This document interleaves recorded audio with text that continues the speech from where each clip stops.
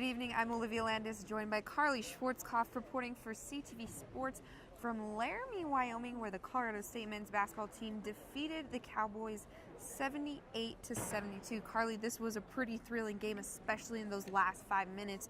Colorado State now currently moves to 10-4 on the season and is now currently tied, depending on how Boise State finishes tonight's game, but they should be tied with Boise State for first place in conference play.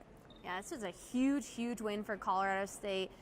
Being tied for first place, or possibly being in first place in the Mountain West right now with 7 players, that's unreal. That is unheard of. This team is so talented. We definitely saw that playing in Wyoming can be a daunting task, but Colorado State really stepped up, especially toward the end. Going into, the first half, CSU was shooting great from the 3 and inside, but in the second half, that percentage went down by nearly half, so they really struggled there. Yeah, they definitely did not see the shooting, especially from behind the arc, that Colorado State is used to. Just shot. They did still outshoot Wyoming, but they just shot barely over 40%. And looking at some of the players, Emmanuel Omogbo picked up his 15th double-double of the season. We talked about how he just missed it last game, so I'm sure he's pretty happy to pick that one up again. 16 rebounds and 19 points. He was big for the Rams tonight. Yeah, Emmanuel played really great. He didn't pick up his last double-double last game, so I think he came back hungry in this game to grab another one. Also in the press conference, he started talking about a little bit how he wanted to feed the ball to Nico more to get his confidence up. That truly goes to show that this team knows each other inside and out, knows their strengths and weaknesses, which is possibly why they have done so well in the Mountain West. They just know each other. Another great player for Colorado State was Gian Clavell. He's been also a super consistent player for the Rams. 20 points, 8 rebounds. He also, again, turned up in the second half. That's kind of his thing, and, I mean, it's been working. Yeah, that consistency is what's key, especially for those 2 players, those 2 seniors, Emmanuel and Gian. But we have to talk about Prentice Nixon's 3-pointer right there at the end. That was clutch. The Rams, they were tied, and then it was 1 point, and it was back and forth.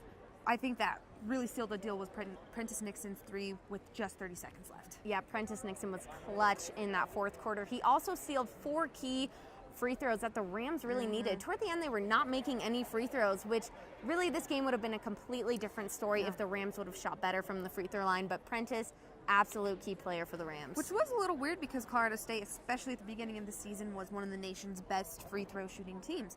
Now we have to talk a little bit about Wyoming. Colorado State's defense, Larry Eustace really prides his team in defense. Even Emmanuel Omogbo said in the press conference, anything can happen on offense, but you can truly control defense. They held Wyoming's best shooter, Jason McManaman, just to 11 points. Yeah, and they also had Justin James. He picked up 23 points.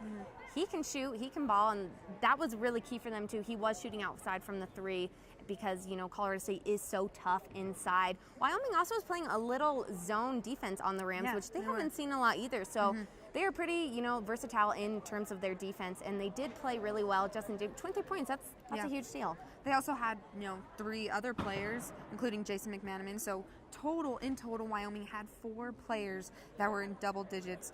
And of course, as usual, the bench outscored CSU's, but again, that just plays into the fact that every team has more players on the bench than Colorado State. Yeah, and this Wyoming team is a very good team. They were playing them. This was a very intense game up until the last second. So Wyoming is a good team, but Colorado State just played a little bit better tonight.